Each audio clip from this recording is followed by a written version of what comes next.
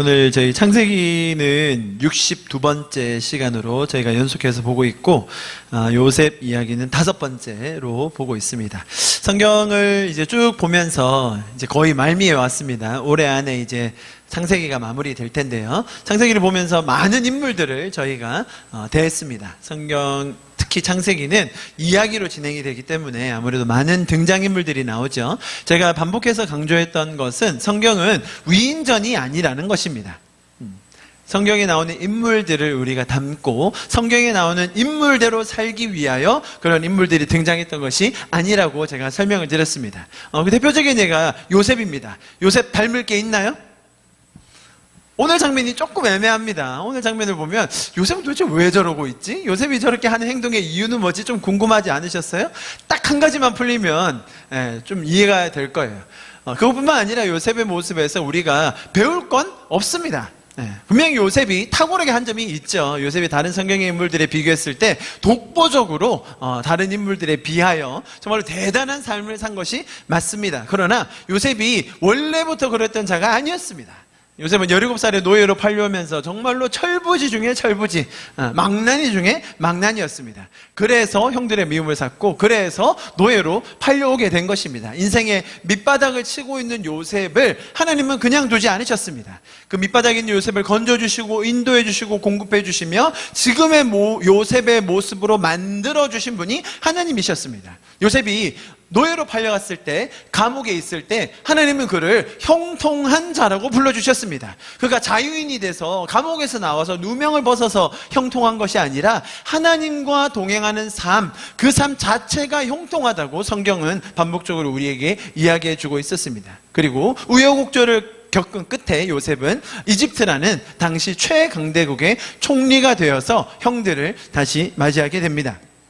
오늘 그래서 45장까지 봤는데 41장에 딱 들어오면 이제 성경에서 말하는 이 스케일이 좀 넓어져요. 처음에 아브라함을 불렀을 때는 한 가족이었죠. 한 개인이었습니다. 그 개인과 부부, 이제 아들 1명 이렇게 진행되다가 이제는 그 영향력이 제국의 왕궁으로까지 올라가게 됩니다.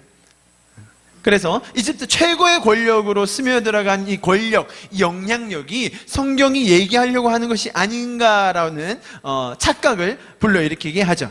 이렇게 전개되는 이야기의 배경 때문에 사람들이 그래 맞아, 강대국 중심의 왕국으로 들어가야 해. 그래서 권력을 차지하고 세계적으로 펼쳐지는 영향력이 있어야 된다라고 착각할 때가 많아요. 그러면서 우리의 다음 세대들도 이러한 영향력을 가질 수 있도록 그들을 준비시키는 것이 교회의 역할이다라고 이야기합니다. 과연 그럴까요? 여러분, 분명히 성경이 우리가 세상에 영향력을 가지는 것 자체를 부정하지 않습니다. 그것을 나쁘게 생각하지 않아요. 그러나 하나님은 그 사람의 권력의 여하나 권력의 높고 낮음으로 그 사람을 평가하지 않습니다. 그래서 영향력을 많이 끼치는 것, 높은 자리에 있는 것 괜찮습니다. 그러나 성경에서 말하려고 하는 메시지가 과연 그런 것일지는 다시 한번 살펴봐야 됩니다. 여러분, 이런 외형적인 영향력이나 모습보다 우선되고 본질적인 성경의 가르침을 모른 채 그런 상당한 권력을 가지게 되면 항상 문제가 되는 것을 봅니다. 차라리 저런 권력이 없었으면 좋았을 뻔했겠다라는 경우를 우리가 얼마나 많이 보았습니까? 그래서 영향력을 가지고 세상을 호령하는 것보다 성경의 근본적인 메시지를 바로 아는 것이 훨씬 중요합니다. 훨씬 중요합니다. 실제로 하나님께서는 이 창세기 전반에 걸쳐서 동일한 메시지를 계속 주고 계셨습니다. 일관된 메시지를 주고 계셨어요. 오늘 요셉의 인생에서 가장 극적인 장면입니다. 그죠? 요셉의 인생에서 뭔가 반전이 일어나는 그런 장면인데 여기서도 동일한 메시지가 나왔습니다. 여러분, 오늘 이 극적인 장면 아무도 우시진 않던데 저는 이 장면만 보면 막 그렇게 눈물이 나던데요.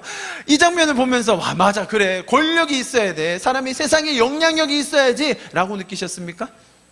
이 장면을 읽으시면서 맞아, 그래, 우리도 더 높은 자리에 올라가서 저 고지를 차지해야 돼 라는 생각을 하셨나요? 아닐 겁니다. 여러분, 창세기에서 저희가 지금 창세기를 1장부터 45장까지 62번에 걸쳐서 보고 있는데 여러분 쭉 보면서 우리의 예상을 깨고 너무나 자주 나왔던 주제가 뭐였습니까? 일반적으로 창세기라고 생각하면 우주의 기원 혹은 하나님의 이 절대성, 혹은 하나님이 인간을 만드시고 우리가 어떻게 예배 드려야 하는지 그런 것들을 생각하기 쉽습니다. 그러나 오히려 창세기에서는 인간의 내면을 가장 잘 보여주고 우리의 삶에서 가장 중요한 가치로 여겨져야 할 근본적인 주제로 가족을 다뤘어요. 가족. 계속해서 가족에 대해서 얘기했어요. 가족이 어떠해야 되는지, 가족은 서로 어떻게 대해야 되는지, 가족의 의미가 뭔지, 그리고 그 확장된 가족, 공동체, 교회가 어떠해야 하는지에 대해서 창세기는 반복적으로 우리에게 이야기해주고 있었습니다. 창세기 2장에 가족이라는 제도를 이렇게 이야기해놓고 있었죠. 2장 20절부터 24절입니다. 같이 한번 읽어볼게요. 시작. 아담이 모든 가축과 공중의 새와 들의 모든 짐승에게 이름을 주니라. 아담이 돕는 배필이 없으므로 여호와 하나님이 아담을 깊게 잠들게 하시니 잠들매 그가 그 갈빗대 하나를 취하고 살로 대신 채우시고 여호와 하나님이 아담에게 취하신 그 갈빗대로 여자를 만드시고 그를 아담에게로 이끌어 오시니 아담이 이르되 이는 내 뼈 중에 뼈요 살 중에 살이라. 이것을 남자에게서 취하였은즉 여자라 부르리라 하니라. 이러므로 남자가 부모를 떠나 그의 아내와 합하여 둘이 한 몸을 이룰지로다. 아멘. 여러분, 가족이 어떻게 시작됐는지 지금 보셨습니다. 창세기의 시작에서 하나님께서 남자와 여자를 만드시고 이렇게 가족이라는 제도를 부여하셔서 특별한 의미를 주셨습니다. 남자와 여자가 한 몸으로 한 혈연을 이루는 것입니다. 서로 다른 두 인격, 서로 다른 두 육체가 언약으로 맺어져서 완전히 하나가 되는 것이죠. 그리고 거기에서 그 두 사람의 유전자를 물려받은 새로운 생명인 자녀가 태어나게 돼요. 여러분, 하나님이 만드신 이 가족이라는 제도가 얼마나 성경적인 표현으로 신묘막측한지 모르겠어요.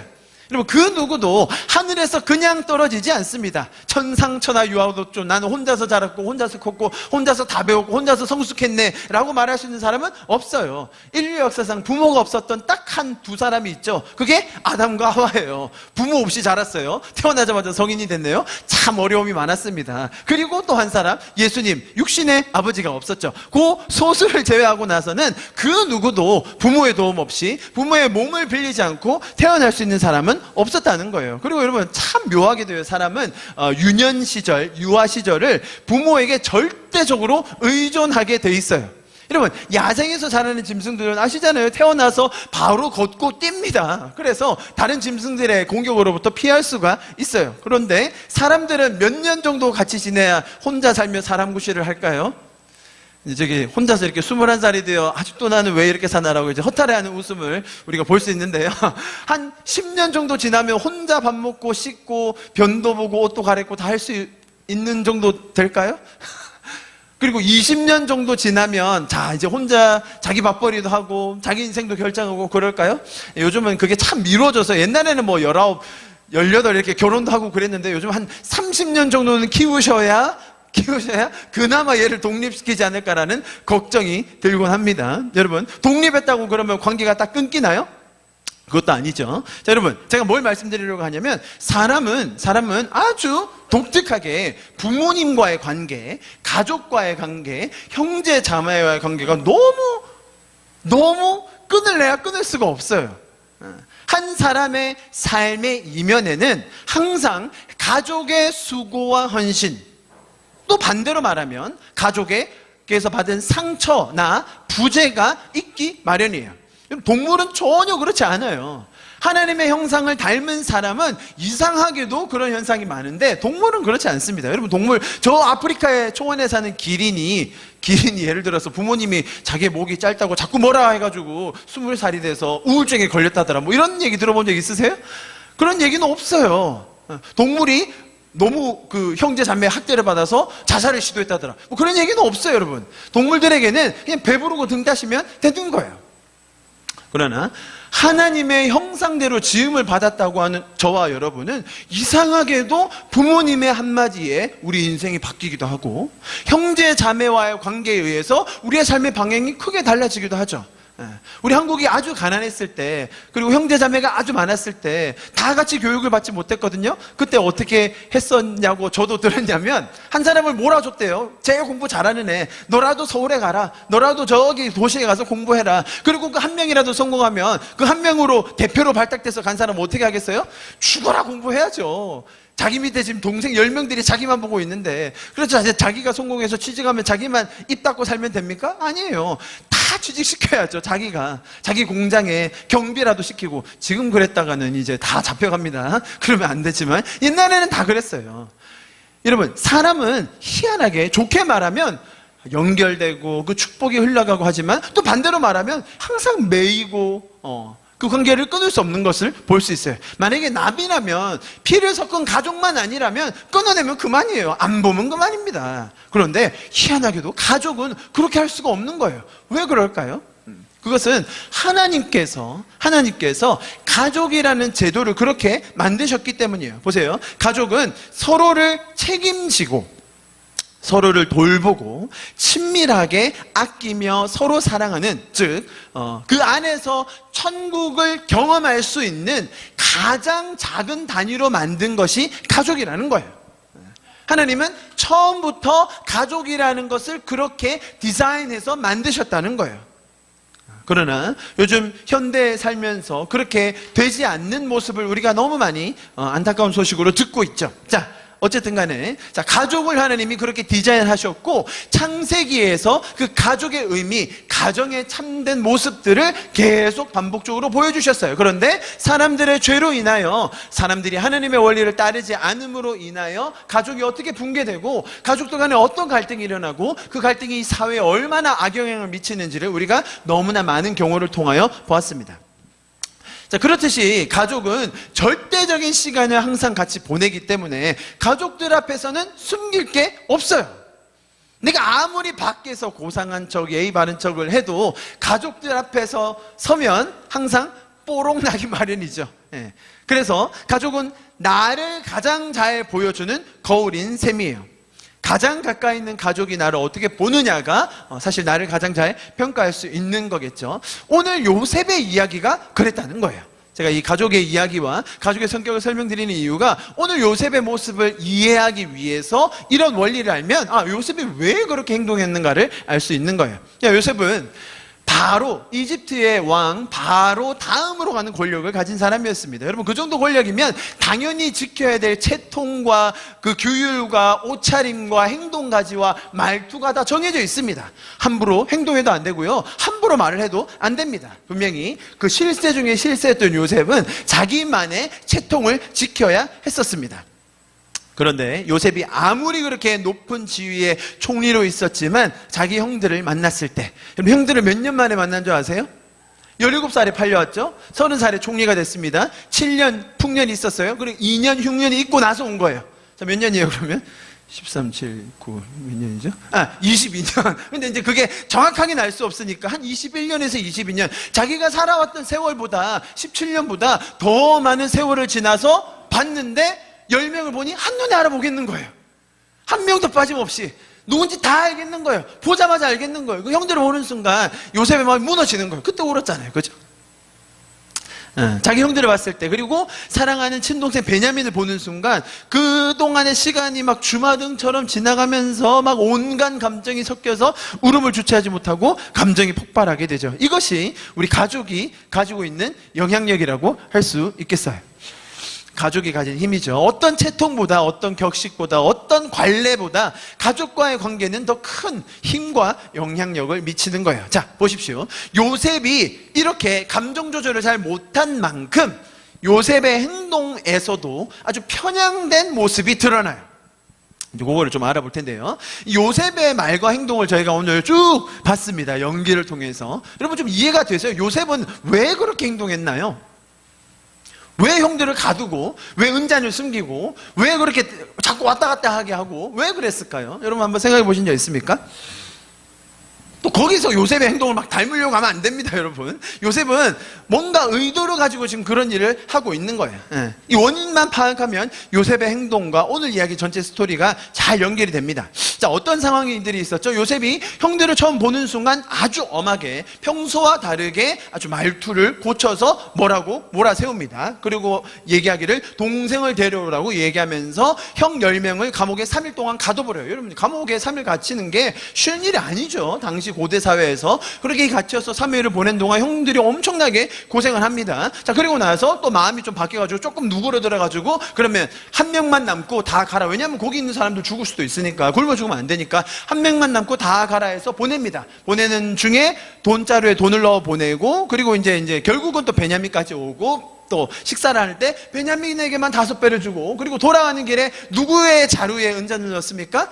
베냐민의 자루에 은잔을 넣고 보내고 결국은 잡아오는 요 장면. 자, 도대체 왜 요셉은 지금 이런 행동을 하는 것일까요? 지난주에도 요셉을 살펴봤듯이 요셉은 그 예전에 이집트로 끌려오기 전에 비하면 정말로 많이 변한 사람이었습니다. 아까 설명드렸듯이 정말 철딱선이 없었고, 형들 고자질하기 일쑤였고, 형들과의 관계 잘 못하는 정말로 망나니 중에 망나니였어요.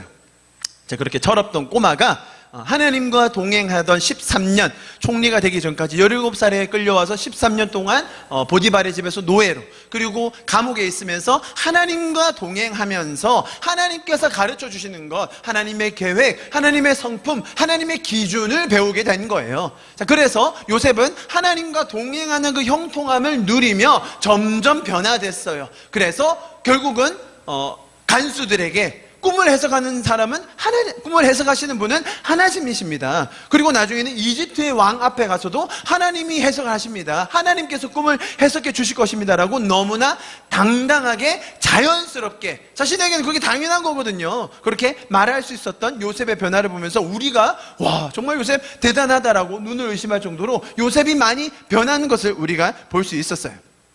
그죠? 요셉의 변화를 우리가 봤는데, 자, 오늘도 마찬가지입니다. 오늘도 요셉은 변화되었지만 그 변화와 함께 요셉의 아킬레스건이 등장하는 거예요. 요셉의 가장 큰 약점이 등장하는 거죠. 그것이 바로 자신의 과거, 그 과거를 만들어냈던, 자신들을 배신했던 형들을 만난 거예요. 오늘 요셉의 행동에서는 자신의 상처와 그리고 걱정, 이런 자신의 그 가장 연약한 부분이 드러나니까 다시 자기가 생각할 수 있는 그 지혜, 죄적인 방법을 동원하고 있는 거예요. 지금 요셉이 지금 하는 이 일련의 행동들은 절대로 우리가 본받아야 할 행동이 아닌 거예요. 자, 요셉이 원했던 건 무엇일까요? 형들이 와서 먼저 절을 했습니다. 그죠? 까마득했던 자신의 꿈이 이루어지는 것을 번뜩 생각하게 됐습니다. 아마 정신이 번쩍 들었을 거예요. 그리고 다시 정신을 차리고 나서는 형들을 스파이로 몰아세워요. 그랬더니 형들은 막 스파이로 몰려있는 상황에서 뒤에 가서 막 자기들끼리 옥신각신 하잖아요. 요셉을 그렇게 해가지고 그렇게 됐다고 막 뭐라고 합니다. 자, 형들은 요셉이 자기들의 말을 못 알아들을 거라고 생각했어요. 왜냐하면 요셉은 이집트 말로 얘기했고 그 중간에 통역이 있어서 형들과 소통을 해줬거든요. 당연히 요셉은 자기 나라 말을 못 할 거라고 생각했는데 요셉은 그걸 다 알아듣고 있었죠. 자, 형들이 그 얘기를 하는 순간 자기 머리에 그 스쳐 지나가면서 그 자기에게 있었던 트라우마가 떠오르지 않겠습니까? 형들이 나에게 그랬지, 내가 그때 팔려왔지, 맞아, 그때 그런 상황을 내가 거쳐왔지라는 생각이 드는 거예요. 그래서 처음으로 눈물이 흘리는 게 그 장면이에요. 그래서 감정이 주체가 안 되고 있는 찰나에 이제 형들에게 물어요. 아버지는 살아계십니까? 또 동생이 있습니까? 라는 말을 물었다고 나중에 나오잖아요. 자, 살아계시다고 하니까, 자, 그때 요셉의 마음이 요동하는 거예요. 아버지가 살아계시다, 동생이 아직 있다. 자, 그러면 요셉이 가장 하고 싶은 게 뭐겠어요?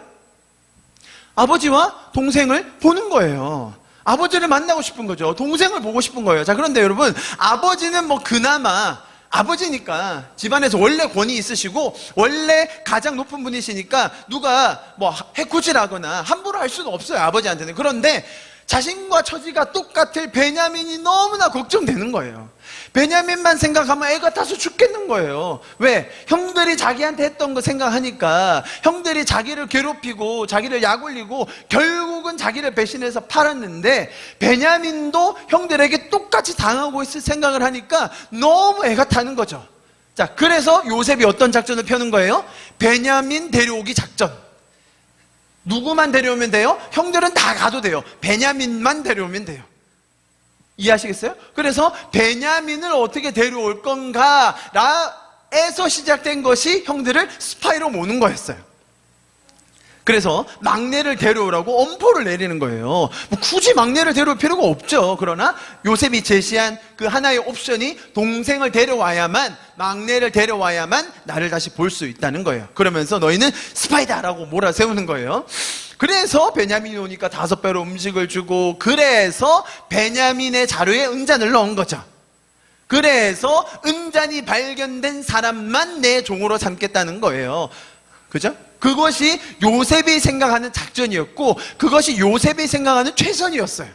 그렇게 해야 학대받고 있는 내 친동생 베냐민을 데려올 수 있고, 나는 베냐민과는 행복하게 살아야지. 그때 내 정체를 베냐민에게 보여주고, 베냐민에게 내가 어떤 일이 있었는지 다 설명해주고, 내가 어떻게 이 자리까지 왔는지, 그리고 내가 너를 돌보겠다고, 나와 같이 살자고 얘기하려고 했던 찰나였다는 거예요. 이해하시겠죠? 그런데 기다리고 있는 요셉에게 난데없이 형들이 우르르 다 같이 오는 거예요. 여러분, 요셉이 아주 적잖이 놀랬어요. 사실은 거기서 분명히 말했거든요. 그 은잔이 발견된 사람만 내가 노예로 삼을 거다. 그러니 나머지는 돌아가도 좋다. 참 작전도 조금 좀 허술하긴 해요. 그 동생을 또 남겨두고 간다고. 근데 요셉 생각에서는 당연히 그럴 거라고 생각했어요. 왜? 형들이 자기를 버렸듯이, 자기를 그냥 팔아버렸듯이 베냐민도 만약에 은잔이 발견되면 야 이놈아 너 왜 그랬어? 라고 하면서 그냥 걔 보내버리면 된다고 생각했던 거죠. 아니, 그렇게 행동할 거라고 요셉은 형들을 지레짐작했던 거예요. 이해하시겠죠? 그런데 갑자기 형들 다 같이 몰려서 자기한테 절을 하는 거예요. 요셉이 깜짝 놀랐죠. 너희들 내가 이런 일 모를 줄 알았어? 라고 했더니 또 형들이 막 얘기를 하죠. 특히 유다가 얘기합니다. 잘못했습니다. 우리가 무슨 말 하겠습니까? 저희가 다 주인님의 종이 되겠습니다 라고 얘기해요. 자, 그랬더니 요셉이 딱 잘라 말해요. 아니다. 은잔이 있는 사람만, 은잔이 발견된 사람만 종이 될 것이다. 나머지는 아버지께로 돌아가라 라고 얘기를 했어요. 한 번 더 얘기해요. 그 잡힌 상황에서 얘기하고 형들이 다 같이 온 상황에서 한 번 더 얘기하거든요. 그랬더니 그러면 사실 여러분, 요셉이 그 정도, 지금 총리가 그 정도 얘기했으면 지금 말대꾸할 상황이 아닙니다. 그냥 가야 합니다. 그런데 또 유다가 나서서 막 주저리 엄청 길게 얘기했죠. 요지는 그거예요. 요지는 아버지 죽습니다.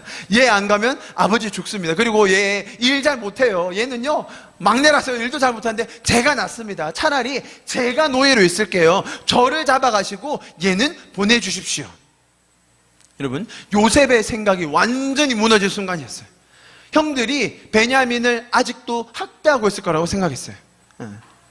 형들은 자신에게 했던 것처럼 베냐민을 그렇게 홀대하며 괴롭히며 살고 있을 거라고 생각했는데, 요셉의 그 기준과 요셉의 평가가 완전히 무너지는 순간이었어요. 여러분, 요셉은 분명히 변화된 모습을 보였어요. 여러분, 변화된 모습의 가장 큰 그 증거는 뭐냐면, 만약에 요셉이 세상적인 기준에서 그렇게 배신당하고 세월이 지나고 나서 형들을 만났다면, 여러분 세상적인 기준에서 할 수 있는 일이 뭐가 있습니까?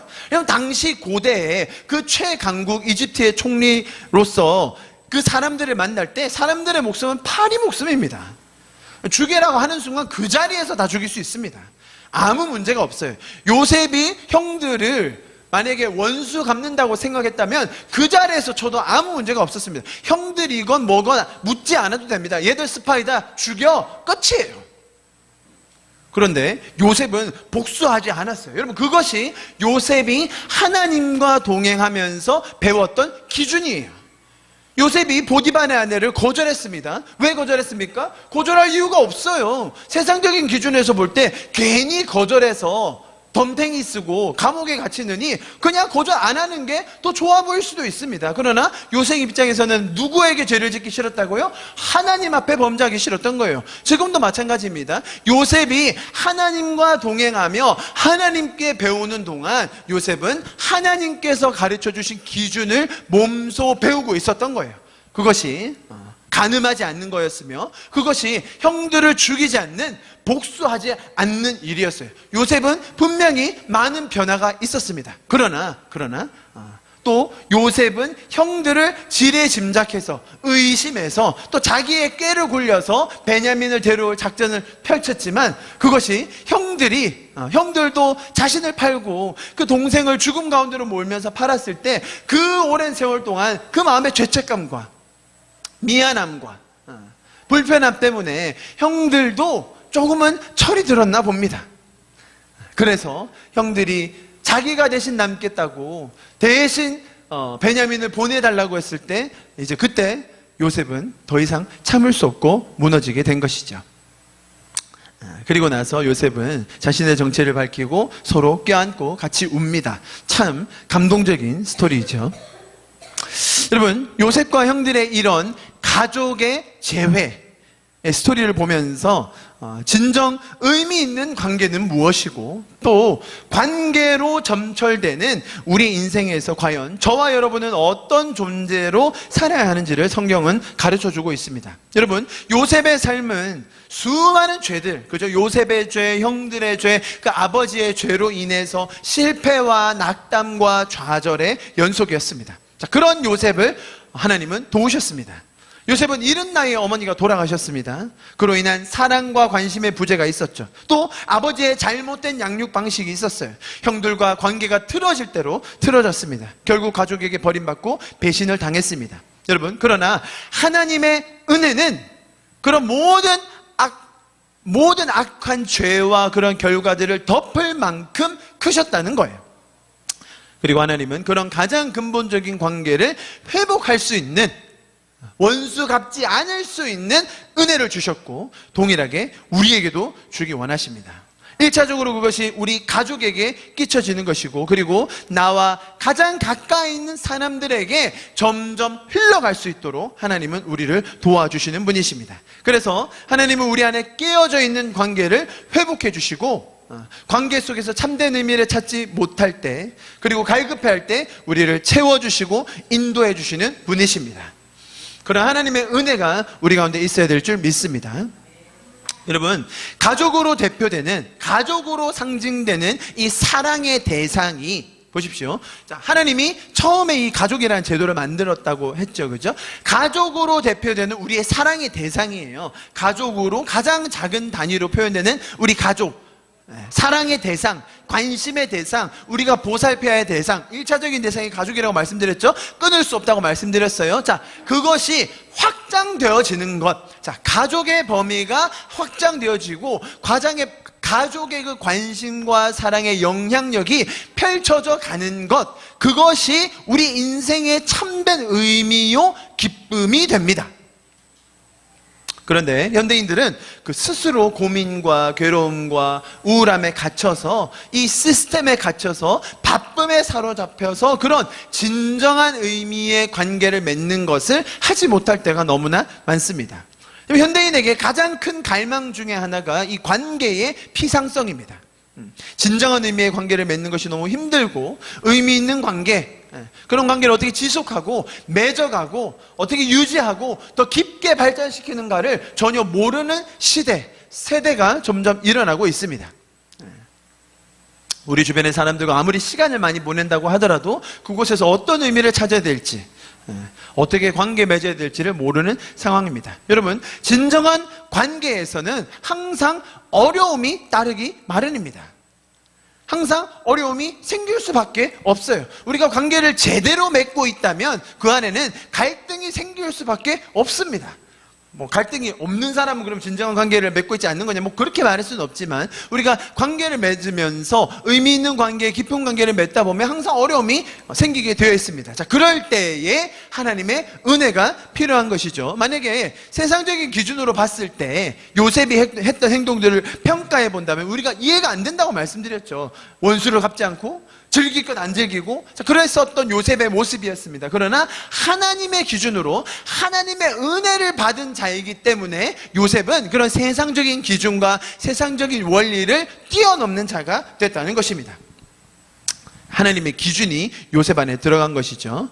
그러나 요셉도 완벽하지 않은 모습을 보였습니다. 자, 여러분, 제가 지금 이 요셉의 변화된 모습과 또 오늘 본문에서 봤던 변화된 모습 플러스 또 요셉의 한계, 요셉의 아킬레스건이죠. 그죠? 그런 것들을 보면서 요셉의 인생이 어떻게 변화되고 있고 그 과정 속에 하나님이 가족이라는 키워드로 우리에게 어떤 말씀을 주고 있는가를 제가 살펴보겠습니다. 이 가족이 점점 더 확장되어 나가는 것이 우리의 삶에 큰 의미와 기쁨을 준다고 말씀드렸습니다. 자, 이런 성경 구조 우리가 너무 잘 알고 있죠. 마태복음 5장 44절입니다. 우리 같이 한번 읽어볼게요. 시작. 나는 너희에게 이르노니 너희 원수를 사랑하며 너희를 박해하는 자를 위하여 기도하라. 원수가 누굽니까? 자, 원수가 누굽니까? 할 때 이렇게 또 옆에 있는 가족이 떠오르시는 분들이 많더라고요. 옆에 있는 가족, 가장 가까이 있는 사람. 근데 여러분 그게 맞아요. 어제 우리 집에 치킨을 배달해준 그 치킨 배달 아저씨가 나한테 험상궂은 표정으로 불친절하게 대했다고 그 상처를 오랫동안 가지고 계신 분이 계세요? 그런 사람은 없어요. 우리한테 원수라고 하면 사실 가장 가까이 있는 사람일 때가 많습니다. 우리를 박해하는 사람이라고 하면 우리 가장 가까이 있는 사람일 경우가 많아요. 그렇지 않습니까? 여러분 이 구절을 보면서 맞아, 우리가 일제시대에 예수님 믿는다고 핍박을 당하면서 순교했지, 그런 상황도 말이 되긴 합니다만, 그런 상황에도 적용이 되긴 합니다만, 사실 우리 가장 옆에 있는 사람, 가장 주변에 있는 사람부터 시작해야 되는 게 이 성경 창세기에서 반복적으로 얘기하고 있는 포인트라는 거예요. 우리가 먼저 기도하고 먼저 품고 먼저 용납하고 우리가 같이 가야 될 사람은 가장 가까이 있는 사람이고, 그리고 지금 성경의 이야기는 점점 더 확장되어 가면서 그 대상이, 그 가족의 한계가, 가족의 범위가 점점 더 넓어져서 이제는 우리 옆에 있는 사람, 나와 상관없지만 내 주변에 있는 사람, 우리의 가정, 넘어서서 다른 가정, 그리고 우리 교회, 우리의 지역사회까지 퍼져갈 수 있는 것을 우리에게 보여주고 있는 것이에요. 그죠? 네. 요셉의 삶을 봐서도 동일하게 그것이 적용됩니다. 여러분, 요셉은 하나님을 알아가면서 선한 영향력을 주변에 점점 더 끼쳤습니다. 자신의 정직함과 또 담대함으로 그런 것들을 말을 할 수 있었죠. 또한 다른 사람의 필요를 알고 도와주는 모습을 요셉의 삶을 통해서 보았습니다. 그것이 하나님과 동행하며 베풀 수 있는 선한 영향력이었어요. 요셉은 처음에는 너무나 철부지없는 삶을 살았지만 형들의 감정, 형들의 마음, 형들의 상태 아무 상관없이 그냥 고자질하고만 살았지만 요셉이 인생의 밑바닥을 치고 그리고 하나님께서 동행해 주시는 과정을 통해서 요셉도 이 영향력이, 이 은혜가, 하나님께로 받은 이 동행함과 이 형통함이 주변에 흘러가게 하는 것을 우리에게 보여주고 있어요. 그 대표적인 예가 요셉이 감옥에 있을 때예요. 요셉이 감옥에 있을 때 왕의 술 맡은, 빵을 맡은 관원장들이 들어옵니다. 그죠? 갇히게 됩니다. 그리고 요셉은 그들이 왔을 때 요셉이, 그 사람들 아주 높은 사람들이거든요. 왕의 문고리 권력이라고 말씀드렸죠. 그 사람들이 들어왔을 때 요셉이 그 사람들의 수종을 듭니다. 자, 수종을 드는데 하루는 그들이 표정이 안 좋아요. 여러분, 옆 사람이 표정이 안 좋으면 여러분의 반응은 어떻습니까?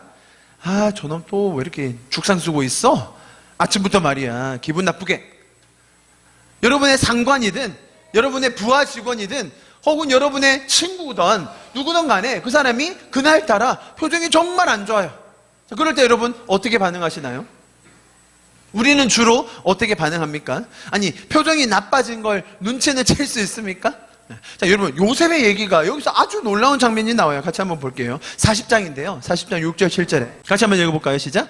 아침에 요셉이 들어가 보니 그들에게 근심의 빛이 있는지라. 요셉이 그 주인의 집에 자기와 함께 갇힌 바로의 신하들에게 묻되 어찌하여 오늘 당신들의 얼굴에 근심의 빛이 있나이까? 여러분, 지금 이 장면이 당연한 상황이 아니에요. 여러분 한번 생각해 보십시오. 여러분 주변의 사람의 표정이 안 좋아요. 그러면 여러분 어떻게 하십니까? 야, 인상 좀 펴 있어. 부하는 거야. 만약에 여러분의 부하가 그랬다면 그렇게 할 것이고, 상관이 그랬다면 아휴, 오늘도 하루 참 일진 안 좋겠다 라고 할 것이고, 친구가 그러면 그냥 좀 거리를 두죠. 그죠? 아, 쟤는 뭐 오늘 또 안 좋은 일이 있나? 여러분, 요셉의 지금 이 행동, 그 안 좋은 표정을 알아보고 그리고 안 좋은 표정에 대해서 마음을 묻는 것, 여러분 이거는 여러분 현대사회에 이런 일이 별로 없다는 거예요. 그렇지 않습니까? 너 오늘 마음이 어때? 엄청 막 간지럽죠. 오늘 어떤 마음이 드세요? 우리가 이런 질문 한 적이 별로 없잖아요. 교회에서 무슨 셀 모임 할 때나 하지. 그런데 요셉은 사실 자기가 수종드는 아주 높은, 자기와 상관없는 사람들이에요. 그런데 그 사람들의 표정을 읽어내고 그리고 그 사람들의 마음을 물었을 때에 꿈 얘기가 시작되고 그 꿈을 해석하게 되고 결국은 왕의 꿈까지 자기가 해석하게 되는 그런 일련의 사건을 경험하게 된 것이죠. 자, 보십시오. 요셉이 지금 하는 이 행동 자체가 우리가 너무 당연히 여기고 자연스러운 현상이라고 볼 수가 없어요. 여러분, 요셉 자체도 너무나 어려운 상황입니다. 요셉도 언제 감옥에서 나갈지, 어떤 일이 일어날지, 평생에서 감옥에서 갈지 모르는 사람이었어요. 자, 그러나 제가 다시 말씀드리지만 요셉은 감옥에 있음에도 불구하고 하나님과 동행하는 삶으로 말미암아 형통했다고 성경은 기록합니다. 요셉이 하나님과 동행하는 형통함을 알았기 때문에, 형통함을 누렸기 때문에 사실 이 장면이 나올 수 있는 거예요. 요셉이 탁월하고 요셉이 마음이 넓고 요셉은 원래 다른 사람에게 관심이 많았다고요? 그 다 헛소리죠, 헛소리. 그럼 말도 안 돼요. 요셉은 주변 사람의 감정 1도 못 읽는 사람이에요. 안 그렇습니까? 자기 형들의 감정을 조금이라도 읽었다면 제발 채색옷 좀 그만 입지. 요셉은 다른 사람의 감정에, 다른 사람의 마음에 관심이 전혀 없던 사람이었어요. 그랬던 요셉이 이렇게 변화된 모습을 통해 우리는 하나님과 동행하며 하나님과 형통한 삶을 보내며 우리의 삶에 일어날 변화를 기대하게 되는 것입니다. 아멘. 여러분, 그렇다고 해서 사실 제가 이렇게 설교하는 때가 거의 없었죠, 그죠? 요셉이 잘했다, 이렇게 설명하는 적이 거의 없었는데 오늘은 좀 그렇게 한번 했습니다. 자, 그렇다고 해서 여러분, 우리가 우리의 삶에 이러한 영향력, 선한 영향력, 지금 말씀드린 이런 가족에서 시작한 이런 영향력이 그런 사랑과 아낌과 케어와 관심이 점점 더 확장되어 가고 펼쳐져 나가는, 이것이 바로 사실 그리스도인의 선한 영향력이며 우리의 삶의 열매라는 거예요. 이것이 열매예요. 그죠?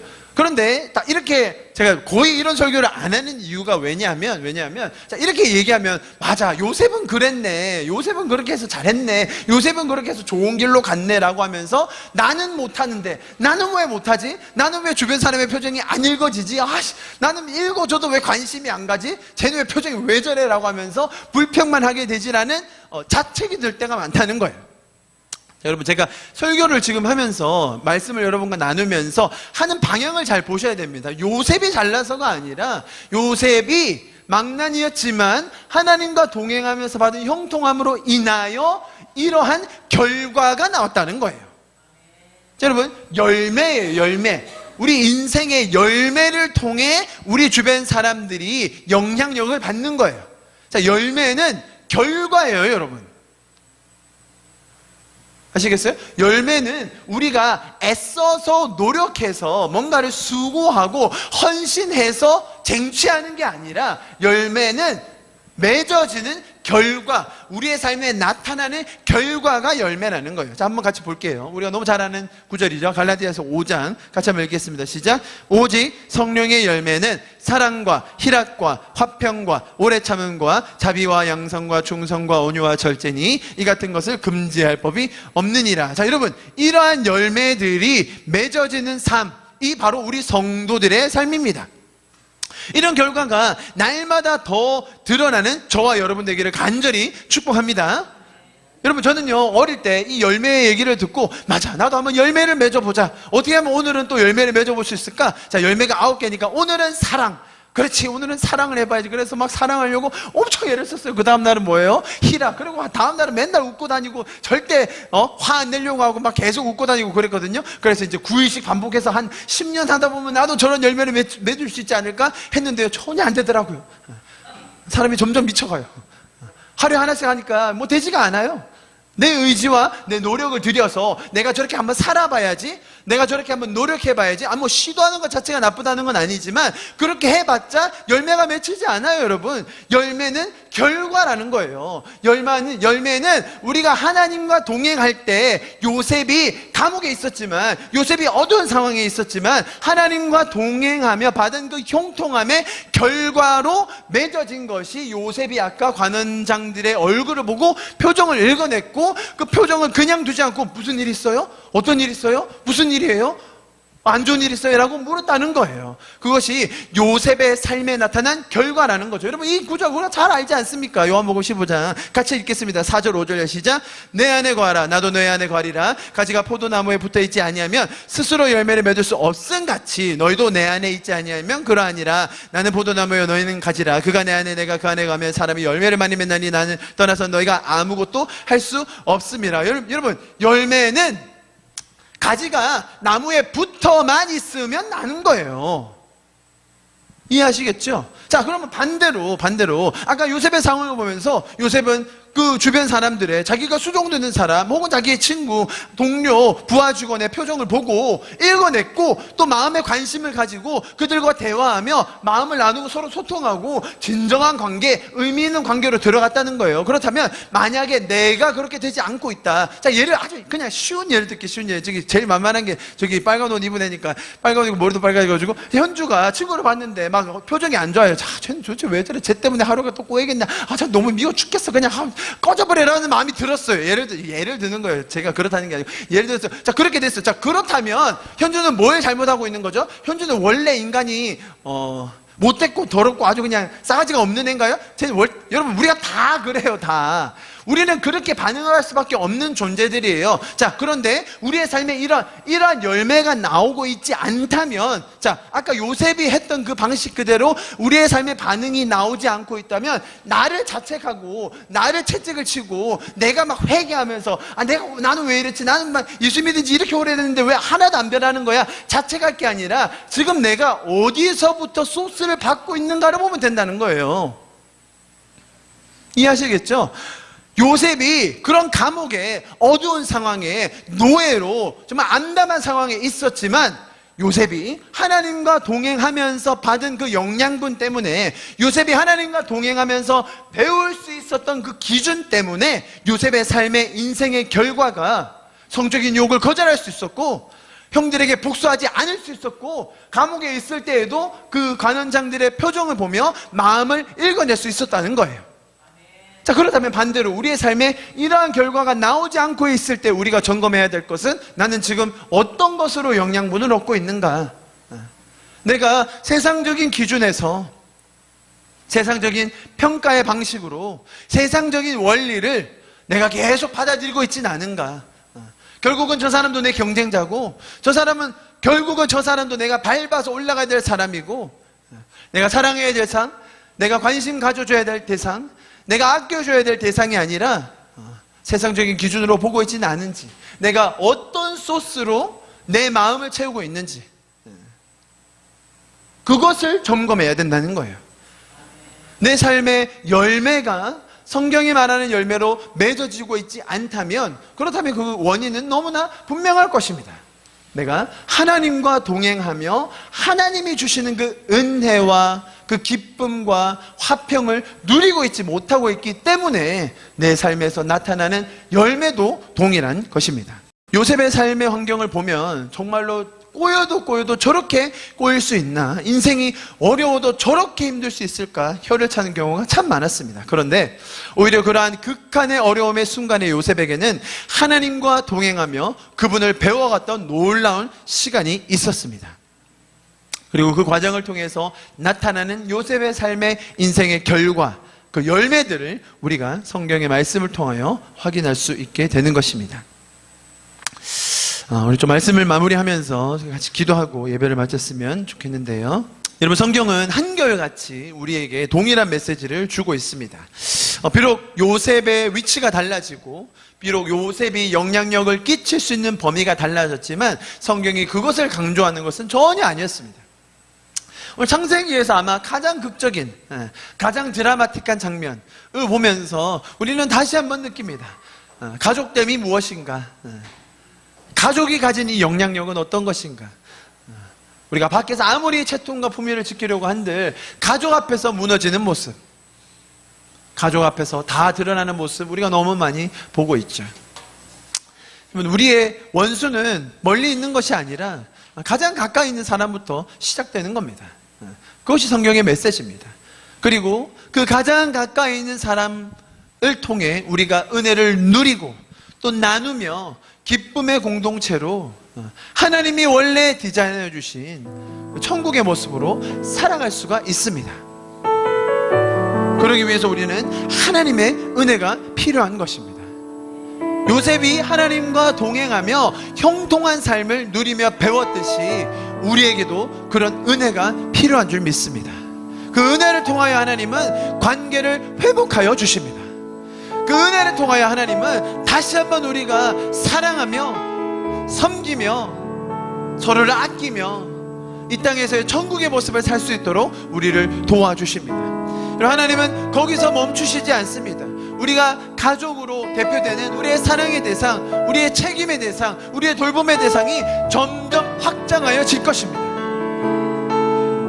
요셉이 원래 잘나서, 원래 뛰어나서, 원래 그런 마음이 투철했기 때문에 그런 결과, 그런 열매를 맺을 수 있었던 것이 전혀 아니었습니다. 성경에서 말하는 열매들은 다분히 우리의 삶의 결과적인 모습입니다. 자, 그렇다면 우리의 삶에 그런 열매들이 맺어지고 있지 않을 때 우리의 삶을 점검해보는 저와 여러분이 되기를 소망합니다. 내가 하나님과 동행하며 하나님과 함께하며 그 열매들이 맺어가고 있는지, 혹은 내가 받고 있는 그 세상의 소스들이 나로 하여금 내 마음을 강팍하게 하고 내 마음을 무너뜨리고 내 마음을 어둡게 하며 나로 좌절하게 하고 있지는 않은지 우리 시간 점검해 보기를 원합니다. 우리 시간 기도할 때 주님, 그렇습니다. 주님, 저로 하여금 하나님과 동행하며 걷는 형통함을 배우게 하여 주시옵소서. 하나님께서만 주실 수 있는 그 형통함을 저로 배워서 알게 하여 주시옵소서. 말씀을 통하여 나의 삶에 더 풍성하게 그 은혜로 누리게 하여 주시옵소서. 주님, 가장 가까이 있는 사람을 제가 사랑할 수 없을 때 주님, 그 은혜가 필요합니다. 주님, 도와주십시오. 제 인생의 성령의 열매들, 주님께서 계획하여 놓으신 놀라운 열매들이 맺혀지는 삶을 보기를 간절히 소망합니다. 내 인생에도 주님께서 주시는 그 놀라운 영향력, 다름이 아니라 사람을 사랑하고 생명을 살리고 그들과 동행하며 그들과 진정한 관계를 맺어가는 그 놀라운 열매들이, 놀라운 영향력이 내 인생에도 더 놀랍게 펼쳐지기를 간절히 소망합니다. 우리 시간 기도합시다. 주님, 나의 삶을 주님께 다시 한번 올려드립니다. 주님의 은혜를 간구합니다. 주님, 동행하여 주시옵소서. 주님과 동행함으로 말미암아 하나님께서 주시는 그 형통함이 무엇인지를 배워서 알게 하여 주시옵소서. 우리 교회가 주님과 동행하며 날마다 주님으로부터 배우게 하여 주시옵소서. 우리의 자신과 우리의 가정과 교회를 주님 앞에 올려드리며 마지막으로 기도하고 예배를 마치도록 하겠습니다. 기도하시겠습니다. 나의 안에 거하라. 나는 내 하나님이니 모든 환난 가운데 너를 지키는 자라. 두려워하지 말라. 내가 날 도와주리니 놀라지 말라. 내 손 잡아주리라. 나의 안에 거하라. 나는 내 하나님이니 모든 환난 가운데 너를 지키는 자라. 두려워하지 말라. 내가 널 도와주리니 놀라지 말라. 내 손 잡아주리라. 내가 너를 지명하여 불렀다니 너는 내 것이라. 내 것이라. 너의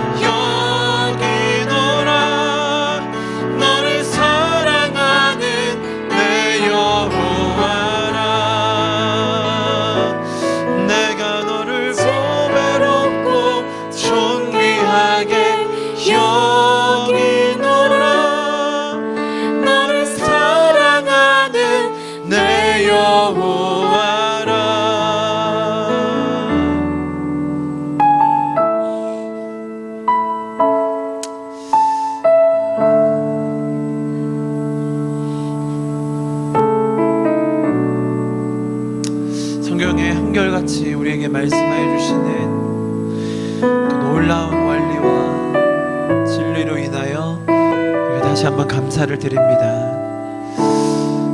주님, 우리가 창세기를 쭉 보면서 요셉의 이르기까지 한결같이 우리를 격려해 주시고 도와주시고 인도해 주시는 그 주님의 모습을 보며 다시 한번 그 은혜를 얻습니다.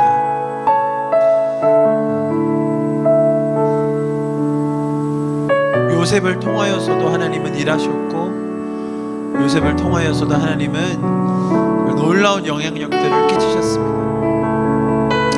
요셉의 삶의 열매를 보며 우리가 다시 한번 위로를 받습니다.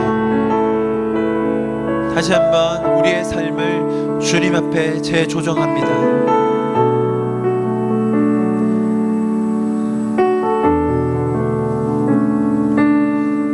주님, 우리도 주님의 그 보혈의 공로로 말미암아 구원받아 주님과 동행하며 누리는 그 형통함을 우리의 삶 속에 더 실제적으로 경험하기를 간절히 소망합니다.